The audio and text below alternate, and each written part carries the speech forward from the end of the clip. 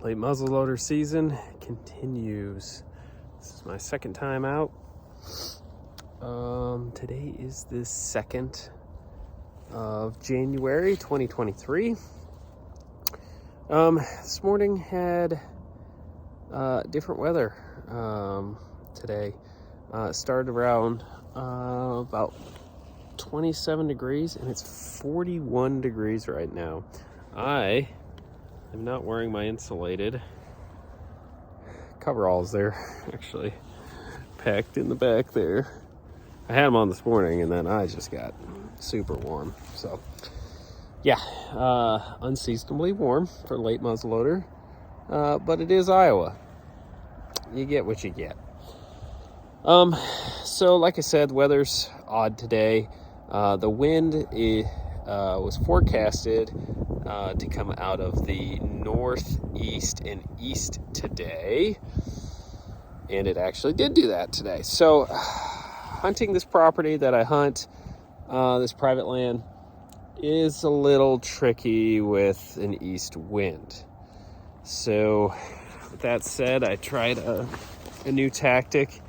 There's kind of a hardened corridor that the deer like to bed down in. It was the area that during bow season I took a shot at the smaller, like 6-point buck and missed him.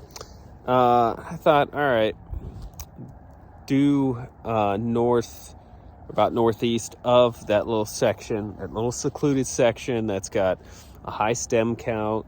It's hard to get into. It's bordered by a deep creek, a ravine down to a creek.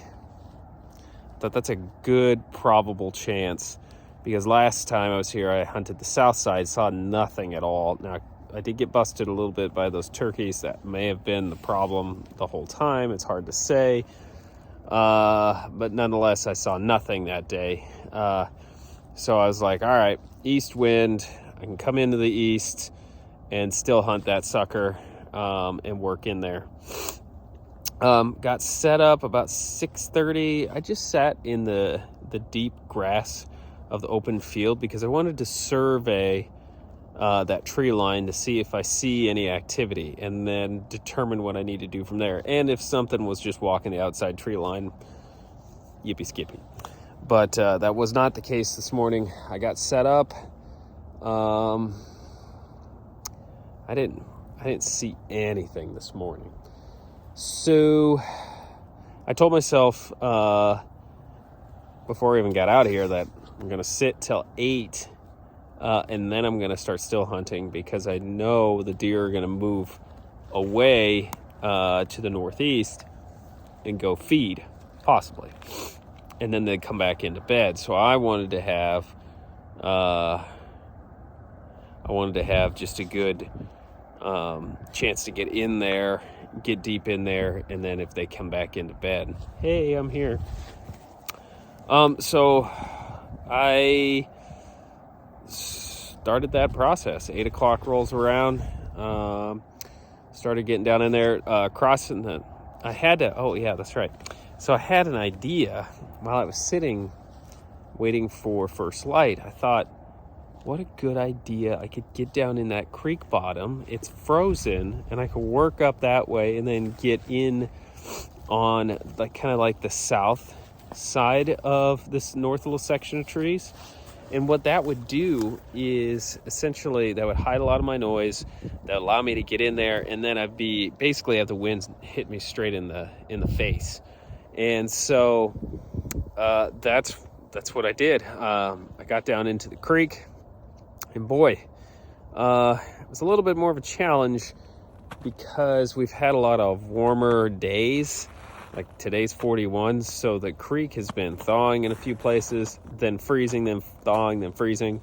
And if anybody knows anything about ice fishing, which I really don't, but I was told that when the ice is white, it's not as strong as super clear.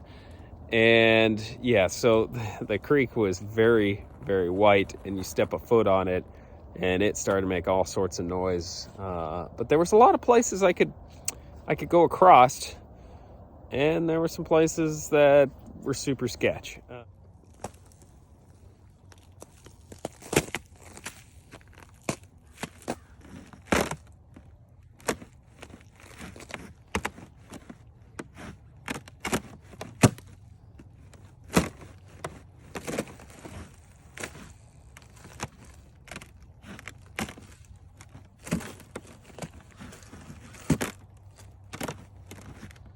I did not get wet today.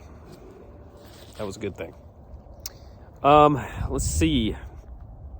So I worked that creek and got all the way up to the south because I was able to see from the west. I could see in with my binoculars. I could see in probably a good 100 yards. I didn't see anything in there, and I was really kind of just focusing in the thicket and trying to see if I could see any movement at all. I was looking for slight movement. And the only slight movement I saw was some blue jays flying around in there. I didn't see even any squirrels or anything. So then I got down the creek, I worked the creek, and I got up on the south side, and I came up, and luckily it warmed up enough that the ground wasn't frozen for the most part, and it was kind of soft, and I was very quiet, and I was moving into some buck bedding that I found early in the season. Lots of beds down there, lots of buck rubs. Saw not really any buck droppings, but I did see a lot of doe droppings all over the place. Fairly fresh. I'd say most of the deer activity was probably within 24 hours. A lot of the places on the creek, I could see some of the crossings have been broken. The ice have been broken from deer activity. Other places where there was some hardened trails, I could tell that the ice hasn't been touched. So it's hard to say, like, the activity that was going to be back in there. But I worked it hard. I gave it my all. I was super quiet, stealthy. Got in there.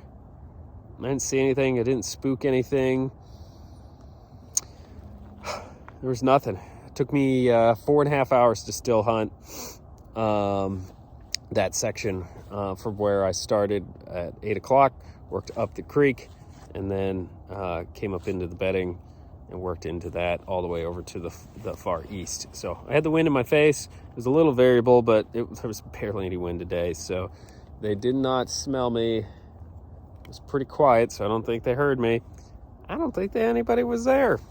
So this year's been a little different out here. Late muzzleloader last year, there was a lot more deer activity. This year, barely saw anything. So once I got over there on that far east side, I decided I'd just fill my stomach. I was hungry. My mother-in-law got me a Stanley thermos for Christmas. I had that thing full of venison chili. That hit the spot. That was great. So I sat down on a log, enjoyed some venison chili out here, enjoyed God's creation. It was really nice. It was peaceful. I was determining, like, at that point, should I just leave? Because hunting the south side trees with that wind from the northeast kind of blows right in there. But I was curious to see if anything was bedded on that back hill. I figured if I get to the edge of the trees and I can use my binoculars, my wind would kind of go diagonally kind of away from that. So I walked down there because I was actually pretty close to that area after what I did today. I figured, why not put eyes on it? I won't be back out here for another week. So I went down there, got to right at the tree edge, kind of stepped in a little bit. I was super quiet. I was surprised how quiet the ground was.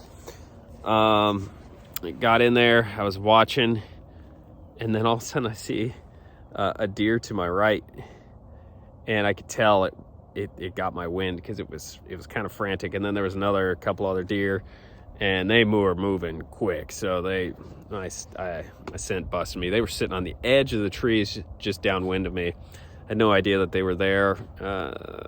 Maybe it makes logical sense that they were there. It's hard to tell.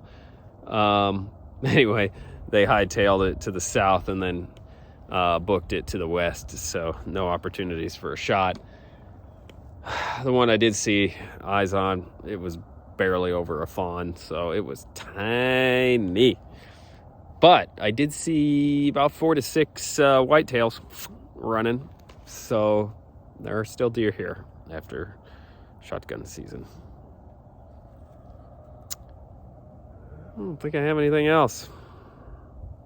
Day 2, late muzzleloader in the books. Got one more time to fill this tag. I will shoot a doe or a buck come Saturday. Is on. Anyway, God bless. Have a great day.